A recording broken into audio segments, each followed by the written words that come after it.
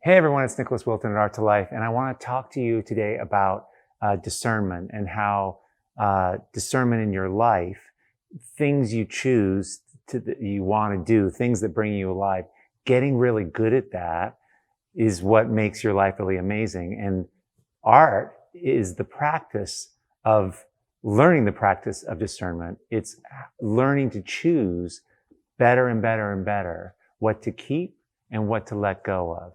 And that optimizes your life, and that it also makes amazing art.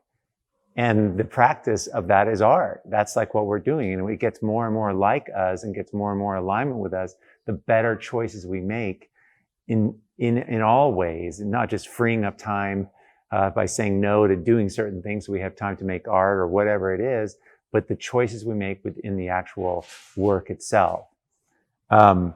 And this is a powerful way to expedite the process of making really powerful art. It speeds it up, and it also is really cool in your life as well.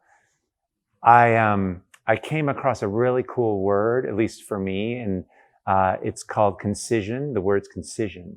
And I know like the adjective or the adverb, I guess it's the adjective, if something's concise, it's clear, it's to the point. But concision is the noun, and I'd never really heard this. And I don't have a huge vocabulary, but I love that word. And so I looked it up just to like get it, and it's so good. And it totally relates to art. The cutting out of unnecessary words while conveying an idea, enhancing communication by eliminating redundancy without omitting important information. Like, this is exactly what we're doing in our art. And so this idea of eliminating, editing, doing less, I would say, my first point here is that most of the time when we're doing things, when we're making work, or even trying to tell somebody an idea, the first run at it is usually way too much. This for me, for sure. I overdo it. I oversay too many words. It's like, it's really hard. I'm not concise at all. I don't know. I think that's just generally something that happens. It's like a shitty first draft. But understand that most of the time we're doing too much. Most of the time that painting you're looking at, you're still working on, it's too much. Like, more often than not, you can eliminate things. So just knowing that the tendency is too much, especially in the beginning, is kind of a good thing to keep in mind.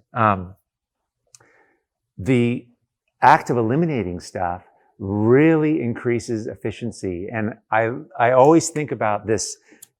I put a bunch of fence posts in. I had this property, and I dug all these fence posts, and it was all on this really steep hill. And this was like in my 30s, and I fenced a whole acre through all these blackberry brambles, and I had to put all these fence post holes in. It was always on a hill, and you had to put the hole in the ground. You had to dig this hole, but it had to be really deep in order for the post, you put the post in and you put concrete in, and you need it to be pretty deep.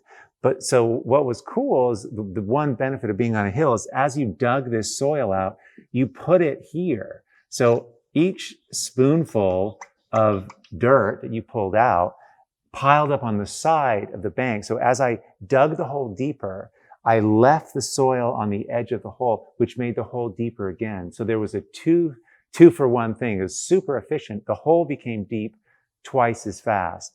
And then you put cement in it, and you can put your fence post there. And I think about that a lot. That's the same kind of thing that happens when we edit, when we take away. And it's just a cool, it happens, it improves the work very, very quickly. Taking away increases the potency of all the stuff that remains.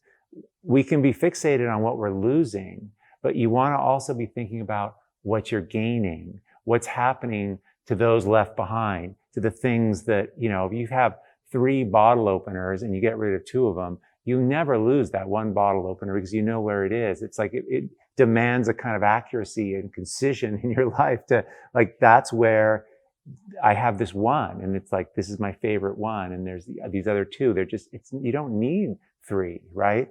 So this is a perfect example of this. Like if I'm working on this picture and I take something away, right?